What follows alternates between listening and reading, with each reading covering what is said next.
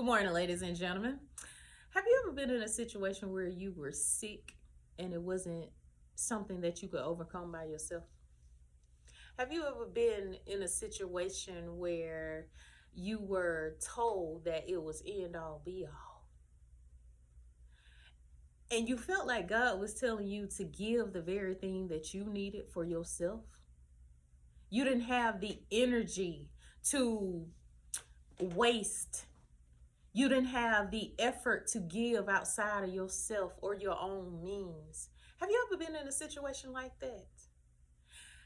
I need for us to understand that if you are going to receive back what you give, shaken down, multiplied, and packed, and running over sometimes, a lot of times, then when you are going through things and you're in the midst of it and God is asking you to give it to somebody else, don't you think that He has a plan for it to come back to you?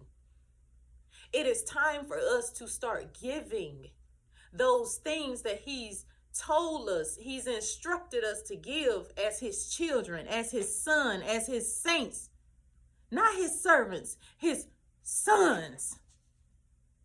When you receive your place in the kingdom and you operate from a place of you know that God is your Lord and Savior, He is your God, you reverence Him, then we've got to get to a place where we can say, okay, so He's asking me to give this for a reason.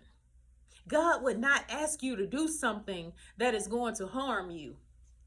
Everything that God does is for your good. And He does great things for His name's sake. Everything He does is for His name's sake. If you're born blind and Jesus asks you, what is it that you want from Him, and you say your sight, you best believe that you can receive your sight if you can see it in your head. And that was something that I have been learning, that God has been on me about. As in, okay, if I cut off my voice from you, will you still be able to see me? If I blind you, can you hear me? If I cut off certain senses, am I still God and am I still good to you? Can we say that? Can we say, God, I really believe you, because even when I could not see, even when I could not hear, even when I felt like you weren't there, are we at that place where we have matured enough to receive His word as truth regardless? Have you put Him in a place where you reverence Him and honor Him despite what your circumstances are?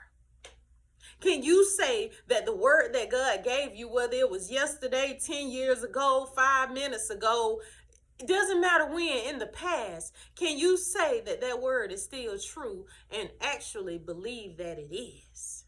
Because it is. It is. And His word is the only thing that's going to stand the test of time and has stood the test of time. You got an Old Testament. You got a New Testament. And guess what? There's a testament that is coming that you all don't know about if you hadn't read the scriptures. Because old things going to pass away. And it's a new heaven and a new earth that John saw coming. Isn't that what Revelation says? So if the Old Testament then been removed and we're waiting on Jesus to return in this one, but if He saw a new heaven and a new earth, then there are plans that are going to happen beyond here again. Are you willing to let what you know die so that you can take on all that God has for you? Can you allow the word that will live beyond all of the fire and brimstone to be your truth? To be what you hold on regardless of what may be happening around you? Financial storms, physical storms, fires everywhere, different things, natural disasters. are going to come in your life. You're going to have issues within your family, in your friends, and other people, on your job. There are things that we're going to deal with because we are humans and we are out here living life. But beyond what you can see, will God still be great to you?